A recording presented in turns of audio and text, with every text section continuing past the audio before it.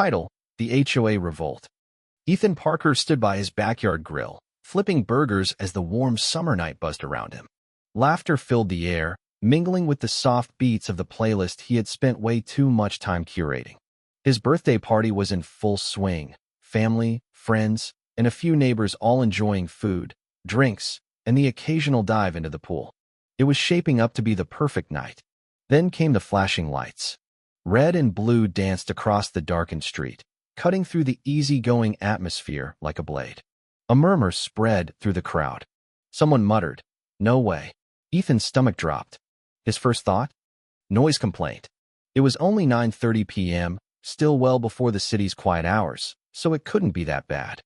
But as he turned toward the flashing lights, he spotted a familiar figure standing triumphantly in his driveway. Karen Monroe, self-proclaimed queen of the neighborhood, tyrant of the homeowners association, and a general pain in everyone's existence. Her arms were crossed, her clipboard clutched like a scepter, and a smirk of pure satisfaction stretched across her face. That's when Ethan knew this wasn't just about noise.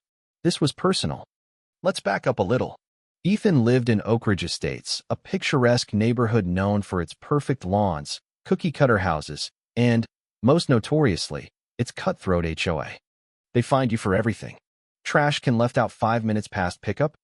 $50 fine. Grass 2 inches too tall? $100 fine.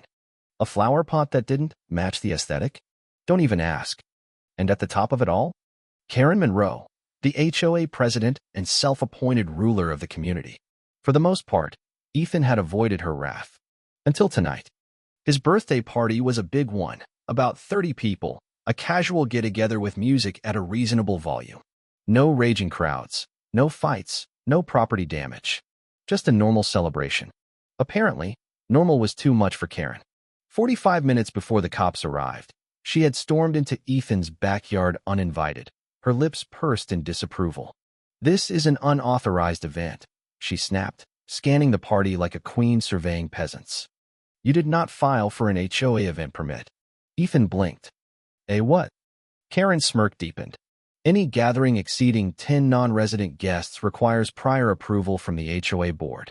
You didn't submit a request." Ethan almost laughed. "Karen, that's not a real rule." She raised an eyebrow. "Oh, but it is. And I can fine you for violating it."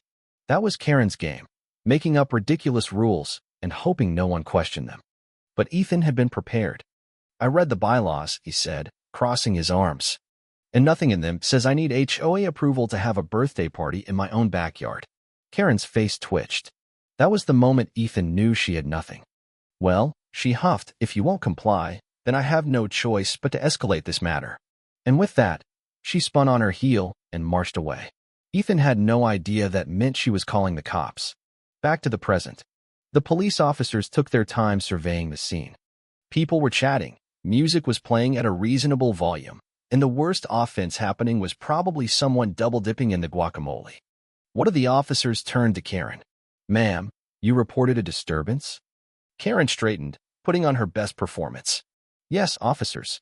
I've been harassed by this homeowner for months. He refuses to follow HOA rules. This party is out of control. People are trespassing on my property, and the noise is keeping the entire neighborhood awake." The officers exchanged a look. "Ma'am," one of them said, "this appears to be a private residence, not HOA common property." Karen faltered. Well, technically, but the HOA has jurisdiction." Ethan stepped forward, calm and collected. "Officers, thank you for coming out. As you can see, we're well within noise regulations, and I can guarantee no one is trespassing on her property.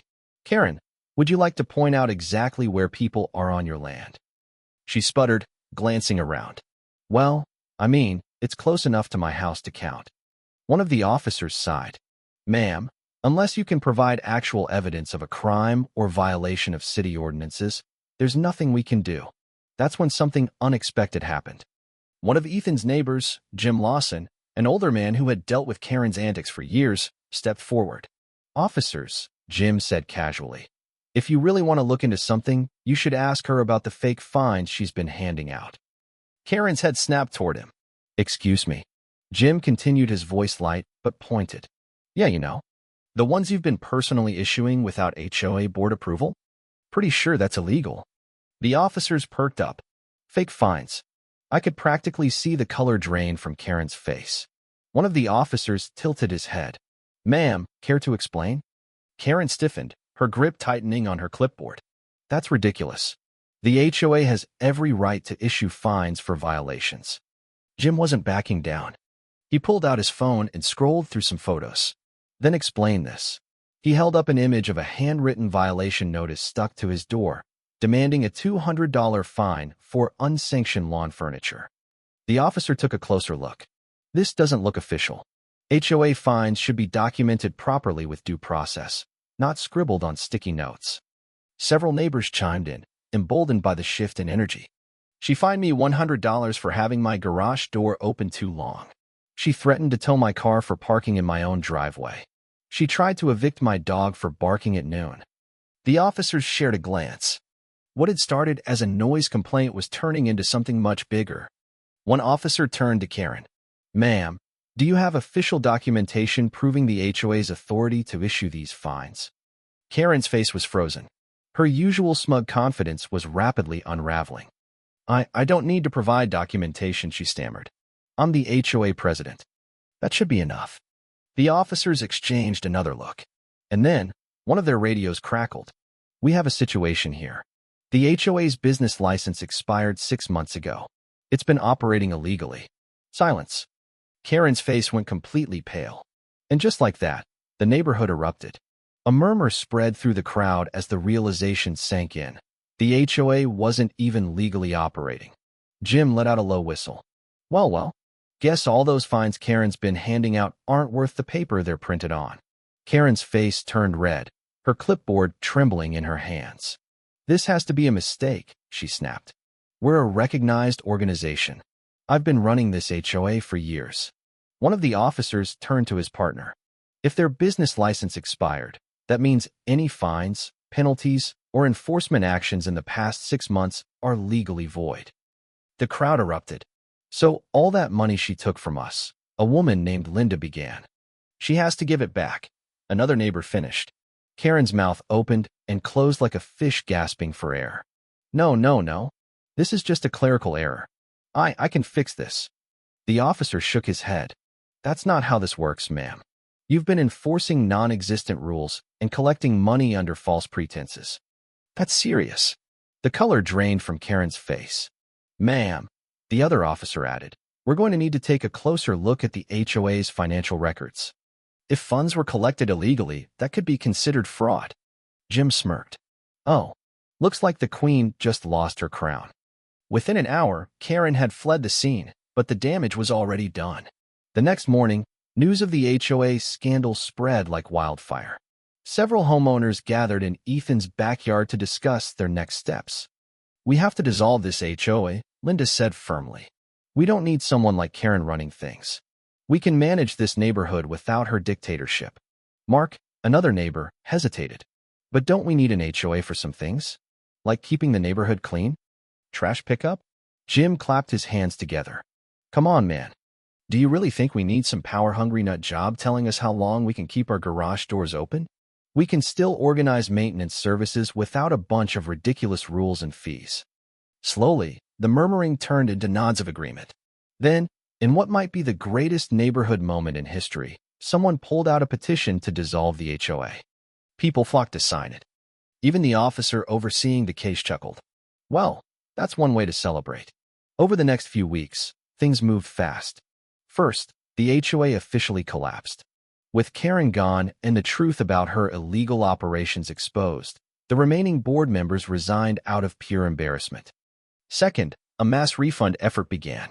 The city got involved, and with Karen's fraudulent fines coming to light, the HOA was forced to pay back every single dollar she had wrongfully collected.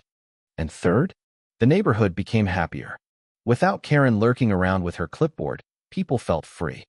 Homeowners decorated their houses how they wanted, parked in their own driveways, and imagine this existed without fear of fines for nonsense. Then, a few weeks later, Ethan received a letter in the mail. It was an invitation to Karen's court hearing. Apparently, mismanaging HOA funds and committing fraud isn't something the authorities take lightly. Ethan smirked. tossed the letter onto the counter, and went about his day. Justice had finally been served. Months later, Ethan stood in his backyard, hosting another barbecue, this time with no interruptions. Jim raised a beer. To life without an HOA tyrant. The neighbors cheered. Linda grinned. You know, Ethan, we should rename this place Karen-Free Estates. Ethan laughed, flipping a burger. I like the sound of that. For the first time in years, the neighborhood truly felt like a community.